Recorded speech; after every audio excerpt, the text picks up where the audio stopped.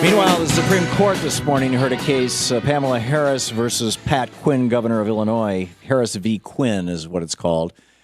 And Pamela Harris is a healthcare worker, a home healthcare worker in Illinois.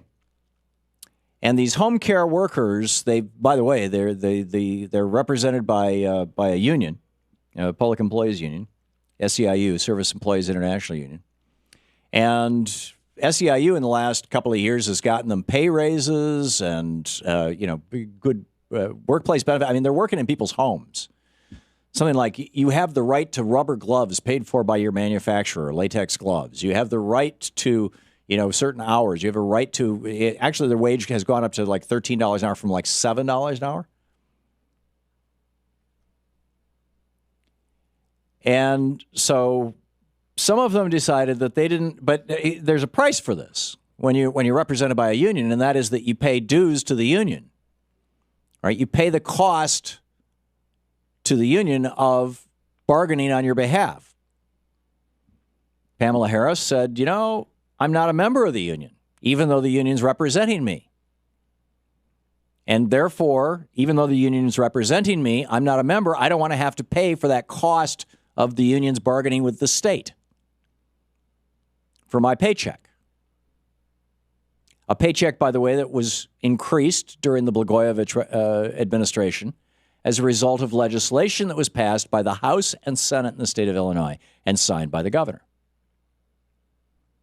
The House and Senate of Illinois during the Rod Blagojevich governorship said, it would be appropriate if home health care workers, people working in other people's homes, mostly with elderly, but also with disabled people, that if they at least made the minimum wage, right? They were making so little. So they raised the reimbursement rate, the state Medicaid reimbursement rate for these home health care workers.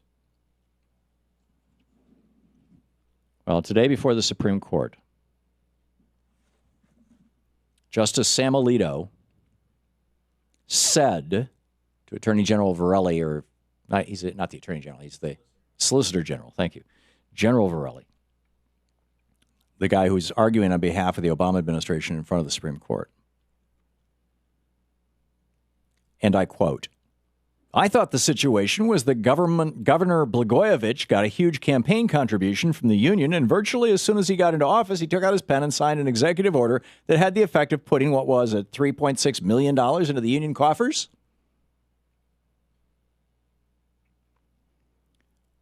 General Varelli says, whatever happened, Justice Alito says, well, that's the sequence, isn't that correct? And General Varelli says, I think the issue before the court is the constitutionality of the statute that was enacted subsequent to that by a large bipartisan majority. In other words, this was a law that was passed by the legislature. And he says, and I don't think it would be appropriate to look behind the legislature's action to consider and try and evaluate its motives. In other words, what, you're saying the union was buying off all the legislation? If you want to talk about that, let's talk about that. But that's not what's, before the court here. But no, that's where Alito wanted to go. Kennedy is talking like he's been watching Fox News. I mean, it's just, it's insane. Union is going to do this stuff anyway. I think I'm going for a free ride. These other people are riding for free. Scalia. Actually, Scalia, it's really kind of hard to read what was on Scalia's mind today. But clearly there are 4 members of the Supreme Court who want to do this really radical thing. This is what Justice Kagan said. She said, what strikes me is that this is, and I'm going to use the word here, it is a radical argument. It would radically restructure the way workplaces across this country are run. And she's right. Doing away with public sector unions, basically. She said it's essential to say that for 65 years, people have been debating the wrong question when they've been debating that because, in fact, a right to work law is constitutionally. I'm getting into the weeds here, but But basically, there was an argument before the Supreme Court today that, mark my words, and we had this conversation, you'll recall, back in 2009 and 2010 when Citizens United was argued and was delivered, or maybe it was the spring of 2010, the fall of 2010, as I recall. And as soon as that decision came down, I was here reading pieces of it to you on the air, saying, I wrote about this. Okay.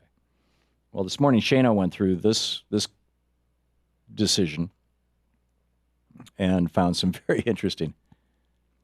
Justice Alito, Mr. Smith, what I don't understand is why the union's participation in this is essential. Oh, really? Justice Alito, you don't know why we have unions? I'd like to introduce you to a history book.